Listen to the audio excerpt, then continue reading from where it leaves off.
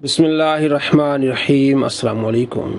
कितनी बड़ी बदबख्ती होगी कि कोई अपनी माँ को बागी कहे, और इससे बढ़कर कितनी बड़ी बदबख्ती होगी कि मोमिनों की माँ को बागी कहे। सैयदतुना आयशा रदियल्लाहु तआला अन्हा को इंजीनियर मिर्ज़ा ने बागी कहा है। ला हौला वला कुव्वता इल्ला बिल्लाह। और हेडिंग दी है अपनी रिसर्च पेपर में, वाक़या करबला का हकीकी पस मंज़र में हेडिंग दी है कि खलीफा राशिद से बगावत बिदअत है। जंग जमल, सिफ़ीन और नहरवान में सैयदना अली की हक़ानियत और शहादत सैयदना उस्मान।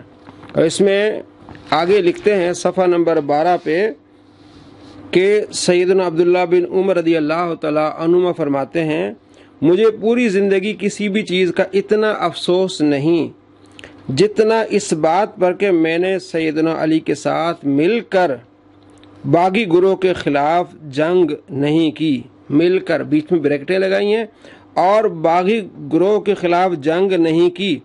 तो बागी गुरोह के ख़िलाफ़ बीच में ब्रैकेट लगाते हैं जंग जमल और सिफ़ीन और नहरवान, यानी जंग जमल वाले बागी थे और मेरी तमन्ना थी कि मैं उनके साथ लड़ता इन बागियों के साथ। हज़रत आयशा रदियल्लाहु तआला अन्हा, हज़रत तलहा जो अशरा मुबशरा में से हैं, हज़रत ज़ुबैर जो अशरा मुबशरा में से, उन्हें ये बागी कह रहे हैं। जिन्हें नबी अलैहिस्सलाम जन्नती कह रहे हैं, ये उन्हें जहन्नमी और बागी कह रहे हैं।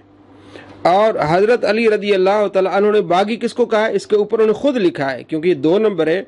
ये सफ़ा नंबर 12 पे और रिवायत नंबर 24 में लिखते हैं कि खवारिज क्या हैं। तो हज़रत सैयदना अली ने फरमाया, ये हमारे ऐसे लोग हैं जिन्होंने हमारे खिलाफ बगावत की है। बागी खवारिज को कहा गया है। हज़रत अली ने खवारिज को बागी कहा है, जंग जमल और सिफ़ीन वालों को बागी नहीं कहा। तो जंग जमल हज़रत अली और हज़रत आयशा रदियल्लाहु तआला अन्हा के दरमियान हुई है। इस शख्स ने हज़रत आयशा रदियल्लाहु तआला अन्हा, हज़रत तलहा जो जन्नती हैं, हज़रत ज़ुबैर जो जन्नती, उन्हें बागी कहा है। और हज़रत अली रदियल्लाहु तआला खुद क्या फरमाते हैं, इसने लिखा है इस रिसर्च पेपर में। लेकिन 2 नंबरी बुग़्ज़ किस तरह है देखें।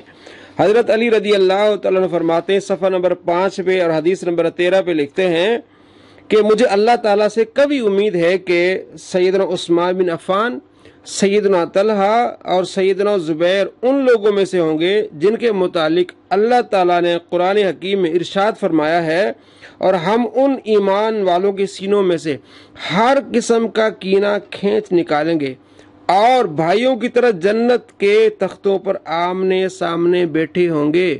तो हज़रत उस्मान भी जन्नती, हज़रत तलहा भी जन्नती, हज़रत ज़ुबैर भी जन्नती।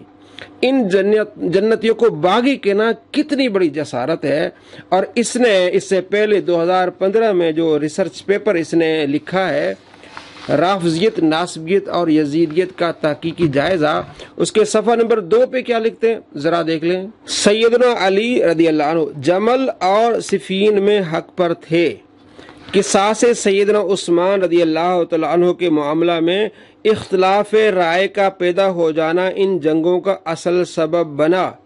यानी जंग जमल इसलिए हुई कि हज़रत उस्मान गनी रदियल्लाहु तआला अन्हु का जो कत्ल था, उसके किसास का मुतालबे पर ये जो है वो जंग हुई, और इख्तिलाफ राय के पाए जाने की वजह से जंग हुई। तो ये बागी नहीं है, ये लिख रहे हैं सफ़ा नंबर 2, ये इसका ही रिसर्च पेपर है, राफजियत, नासबियत और यजीदियत का तहकीकी जायजा, देख लें। और इसने नीचे लिखा है कि इनको एक अजर ज़रूर मिलेगा। तो कितनी बड़ी बदबख्ती है कि कोई अपनी माँ को बागी कहे और उसे जहन्नमी कहे। और ये इसने टाइटल दिया है, उसके नीचे ये हदीस लाए कि वो बिदअती होंगे, वो गुमराह होंगे, वो जहन्नम में ले जाने वाले काम करेंगे। अब ये लिख के जंग जमल और सिफ़ीन के बारे में ये जहन्नमी होंगे, वो बिदअती होंगे, अपनी माँ के बारे में, जन्नतियों के बारे में इस तरह की बातें करना। इसलिए हम कहते हैं जो मुशाजरात सहाबा इसको डिस्कस ना किया, जो करेगा दूर तक चला जाएगा। और मौजू मनगढ़ंत ज़ईफ़ रिवायत ला के अजीब कहानी इसने बनाई अपने इस रिसर्च पेपर में।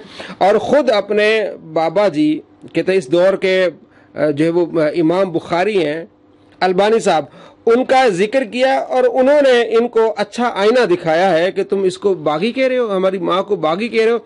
उन्होंने ये लिखा है और ख़ुद इस रिसर्च पेपर में उन्होंने इस बात का इजहार भी किया है। वो क्या लिखते हैं शेख अलबानी, सफ़ा नंबर 5 पे इन्होंने लिखा है, اور شیخ البانی کی بات کو کوٹ کیا ہے، اور بے شک ام المؤمن سیدنا عائشہ رضی اللہ تعالی عنہ کا اجتہاد ہی اس جنگ جمل والے معاملے میں خطا پر مبنی تھا۔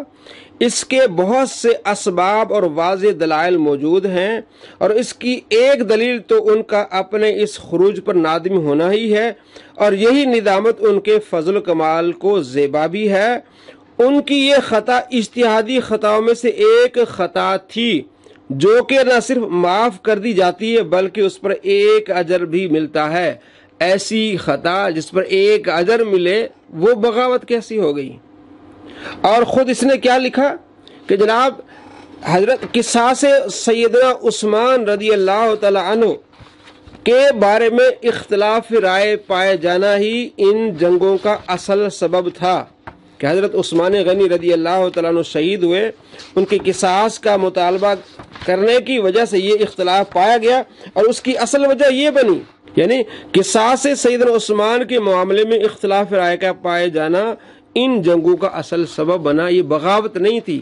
وہ یہ کہہ رہے تھے کہ حضرت عثمان رضی اللہ تعالیٰ عنہ کے قاتلوں کو پکڑا جائے، انہیں کفر کردار تک پہنچایا جائے۔ یہ اس نے خود اپنے ریسرچ پیپر میں لکھا ہے، اور اب اپنے دوسرے ریسرچ پیپر میں جو یہ نیا اس کا آیا ہے، اس میں کہتا ہے یہ باغی ہے، اور بریکٹیں لگائی ہیں کہ یہ باغی ہیں، انہوں نے بغاوت کی ہے، اور یہ جہنمی، یہ بدعتی ہیں۔ الامان والحفیظ، کوئی ایسی باتیں اپنی ماں کے بارے میں کہے گا جن کو نبی علیہ السلام نے جنتی کہا، ان کو یہ کہے گا؟ اور اپنے بابا جی البانی نے بھی لکھا ہے اور اس نے کوٹ بھی کیا کہ جناب انہیں ایک اجر ملے گا، تو باغی کو ایک اجر ملے گا؟ ایسے لوگوں سے بچیں جو اپنی ماں کو باغی کہیں، نبی علیہ السلام کے سچے صحابہ کو باغی کہیں، جنتیوں کو جہنمی اور دوزخی کہیں۔ یہ ایسا بدبخت انسان ہے۔